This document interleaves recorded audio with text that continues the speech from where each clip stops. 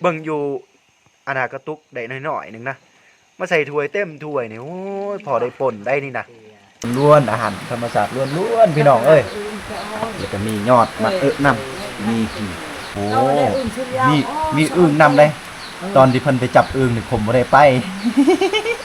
โอ้ยเสียดายเด้ทุกคนเอาทุกคนเอาตอนนี้ก็ปานว่ามาบุญบ้านพุ่นเลยแข่งโคมเลยโอ้ยเสียดายมีน้ำหมอกเลยบ่ได้เห็นแต่โอ้โหดิโอ้ยเป็นตะม่วนเลยพี่น้องเฮามั่วแต่เอาคลิปแล้วก็บ่ได้เครียดบ่ได้กบอีหยังนั้นน้ำเขาทักทายสบายดีพ่อแม่พี่น้องลุงป้าอาเมิดทุกคนอีกเทื่อนึงวันนี้คมก็ไปหาเยื่องหากินหาอยากนำชาวบ้านเฮาที่บ้านดอกดวงคือเก่าพี่น้อง เฮามาใส่ชีวิตนำชาวบ้านเฮานี่อยู่ที่นี่เป็นชนเผ่าประตูได้เนาะเฮามาใส่ชีวิตนำเขาแล้วก็หาเยื่องหาการกบการเครียดกันอีหยังก็แล้วแต่ปล่อยให้มันได้มันหมานมานี่นะทุกคนนี่ไปกับเอื้อยกับอ้ายเพิ่นนะมักผจญภัยยามกลางค่ำกลางคืนอีกพอดียามตอนนี้ก็เริ่มมืดเริ่มค่ำได้น้ำหมอกลงเต็มบ้านเลยโอ้โหทุกคนนี่เบิ่งว่าสิได้หรือบ่ได้เครียด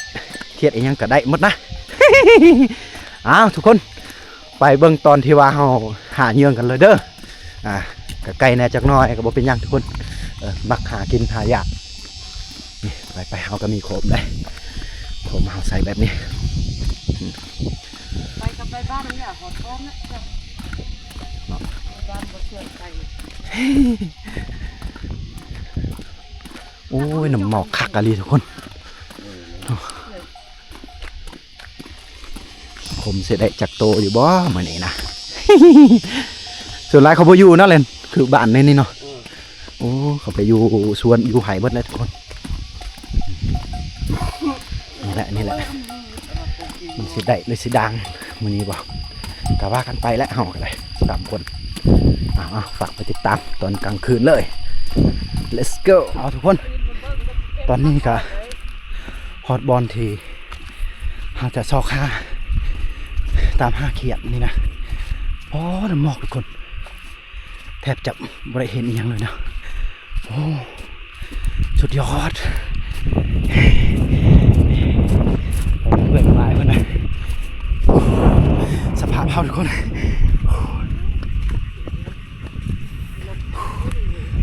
จะได้หรือเปล่าทงเพียงเลยบอลนี่ว่ามีชาวบ้านมาปูเขื่อนอยู่เลยวะบ่มีน้ำจะกินนะน้ำแรงน้ำอยากน้ำแล้วกับบอลนี่บอลสูงอยู่แต่ว่าอยากกินน้ำเลยตั้งแคมปิ้งแคมปังยังคักอยู่ได้ทุกคนเลยมันจะได้เขียดโมเขียดยังบ่ได้มาเนี่ยยังนี่ลักษณะโอ้แบบเข้าอันนั้นนะเข้ากวนนุ่มมันมาทางใดเนี่ยพูนเนาะเอามีแสงคนเลยทุกคนบอลอันตรวจจับไฟฟ้าแห่งลมว่ามันสิมีลมหรือบ่นะตัวนี้แหละมันจะตรวจจับทุกคนสุดยอดฝนได้โอ้ยจนบ่เห็นแบบเวลาเขาเยื่องจนบ่เห็นอีหยังเลยทุกคนเขากำลังตามหาเขียดโอ้เสียงเขียด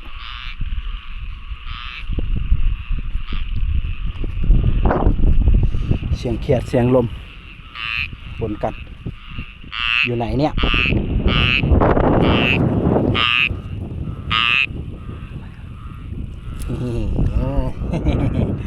เห็นแล้วได้แล้วเนาะเขียดเล็กๆทุกคนเขียดน้อยๆแบบนี้จะเก็บเอาไปได้เก็บไปตามหาอีกให้ต้องระวังแมงงอดแมลงปองอย่างใด โอ้ยแสงโคมชาวบ้านเขาทางพุ่นพี่น้องเนาะเขียดน้อยๆเป็นธงเขตธงเพียงเลยทีนี้อ๋อนี่ลักษณะสัญญาณจับไฟนี่ยังบ่แม่นไฟลมเป็นพวกของการไฟฟ้ากังหันลมตามหาเองตอนนี้คนเริ่มหลายเลยเขามาเก็บเขียดทุกคนนี่อันนี้ทีมงานเอาอันนี้ก็เป็นคนไทยบ้านเขาเลยเอาแต่ว่าคมบ่ได้เลย การบ่เป็นโต๊ะ เขียดเป็นเขียดน้อยๆเนาะชั้นหนึ่งนะ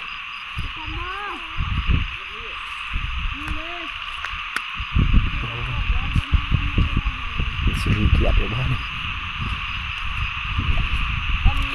โอ้โหเย็นแหงพี่น้อง ไปบุกคนอีกแล้วผมจะถ่ายคลิปไปเบิ่งคลิปอีก เนาะไปหา วันนี้ไม่ได้เครียดเลยคนเลยก็เลย ของแช่อยู่พี่น้องเลยแต่ว่าเขายังบ่ได้พอโตนี่เป็นได้ล่ะโอ้ไม่ต้องใช้เทคนิคแบบใดเนาะจึงจะเห็นเนี่ยเอาใส่อะไรวะ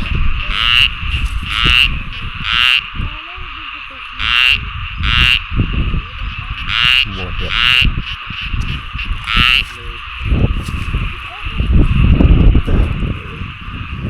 สุดท้ายไม่ได้เลยตัวหนึ่งตัวน้อยจะเก็บตัวน้อยก็มีขาเก็บตัวนะทุกคนโอ้โหเอ้ยอย่าไปเลยนี่เอาเก็บพอได้อยู่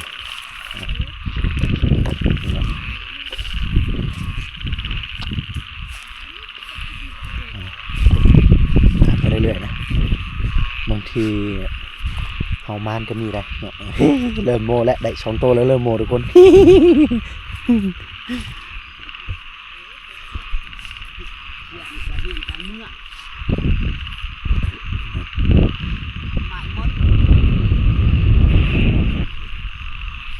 เอาทุกคนเอา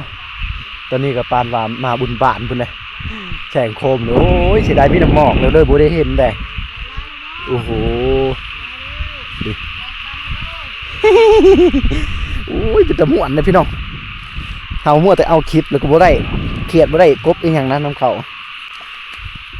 ก็ได้เทอละโตนี่แหละนี่เนาะเขียดโอ้ยอ๋อเสียงเขียดนี่เสียงเขียดห้องแซวเอาพี่น้องตอนนี้ก็เอามาหอดจดถึงอยู่บ้านนะเด้ป้อนี่เวเพิ่นได้ตัวนึงนี่นะพี่น้องโอ้ตัวแม่เพิ่นว่า นี่โอ้ตกละอุ้ยโอ้ใหญ่เลยนี่นะป้อตัวถ้าของคมสินับได้บ่หาโตนึง ก็พอไปม่วนน้ำเขาทุกคนเอาโอ้ยเบิ่งอยู่อนาคตุกได้น้อยๆนึงนะมาใส่ถ้วยเต็มถ้วยนี่โอ้ยพอได้ป่นได้นี่นะป้านี่แหละเขาเอิ้นว่าหาอยู่แบบธรรมชาตินะบ่หาเลาะซื้ออีหยังนะโอ้โตคักสุดยอดนี่พุ่นอ้ายกับเอื้อยเพิ่นสิไปอีกได้ยินเสียงอื่นนี่เพิ่นอยู่บ่ได้แล้วได้บัดนี้ เนาะเอาเนาะนี่เพิ่นไปแล้วบัดแล้วเฮาสิทาเพิ่นว่าเพิ่นได้บ่เบิ่งผลงานเพิ่นอีกนะ เอาติดตามนำกันนะทุกคนเนาะโอ้ยโยนี่ทุกคนเพิ่นสิเฮ็ดฝนได้โอ้โหมีอึ่งนำได้ตอนที่เพิ่นไปจับอึ่งนี่ผมบ่ได้ไป โอ้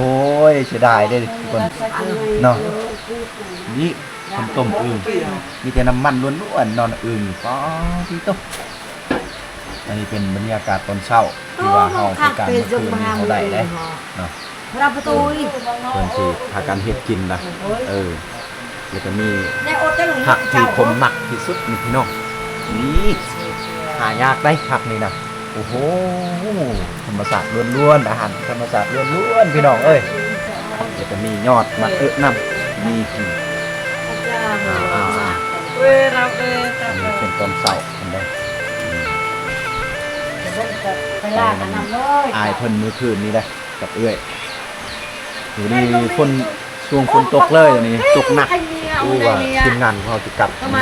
แน่คิดไปดิบกับคนกันคือไหนไปโจจุ๊บมาดอกหรอ เสร็จแซ่บพี่น้องเลยมาเด้อมาเด้อนี่เสร็จแซ่บได้เต็ม มา คื เอน ง ได้ นี่ ไหม ว้าว ผมก็ได้แต่ทำนับได้บ่เสียโตหนึงพี่น้อง ส่วนหลายผมการบ่เป็นแต่มักไปน้ำชาวบ้านมักม่วนพี่น้อง เบิ่งมันนี่ไล่จับดึงไปเนาะ เขาไปเยืองลายเนาะแม่จ้ะเนาะ ไปเรื่องเขาบ่ไปแล้วคนนึง เมื่อคืนนี่ก็ลายคนจนโคมในป้านคุณบ้านคุณก็มาลินมาเจ็บมาจับ พัน เขียด ดุกบางคนก็ซ่อนเอาซ่อนอีหัวพันดุกก็ไปเที่ยวได้มื้อนี้นี่ไปเที่ยว กลางเว้นนั่นเนาะ เห็นแล้วนี่ตัวใหญ่ๆอันอยู่ นั่นหันเนาะ คือปีนั้นเขาไปหาได้แล้วทำโคนั่นนี่เต็มนักตัวใหญ่ๆจนหมดไปจับ พี่น้องดากมันเจอว่าน้ำได้บานเฮาได้ดากเป็นน้ำอย่าแปลแนวอื่นนะพี่น้องเติมน้ำก่อนเอา จับอันไม่ได้ เอามาเบิ่งละบรรยากาศหมอกบานก่อนฝนตกนะพี่น้องเลยไปใส่มาใส่กระยะฝนตกนี่คือบรรยากาศอยู่บ้านเฮาหนาฝนทีมงานเฮาไปกับได้บ่มีอ่ะโอ้ยสุดยอดเลยฝนนี่เมื่อวานนี้เขาก็เลาะเบิดเขตนี้แหละพี่น้องเลาะเบิดอันนี้แล้วตอนนี้ก็ฝนตกหนักหนาสาหัสโอ้บางครอบครัวก็อยู่สวนอยู่ให้อยู่หน้าเพิ่นแหละยังหมดบ่ได้มาบ้านบางคนก็อยู่บ้านเดี๋ยวมื้อนี้ก็คือสิบ่ได้ไปใส่เบิดแหละชาวบ้านเฮาหรือว่าหมู่บ้านเฮาเนี่ยเพราะว่าฝนตกนี่เขาออกไปใส่มาใส่มันก็ยากนะทุกคนยากขนาดคมก็ยากอยู่ซิมือมันนี่บันไดเพิ่นขึ้นเพื่อนนี่บอนเพิ่นเก็บน้ำเนาะ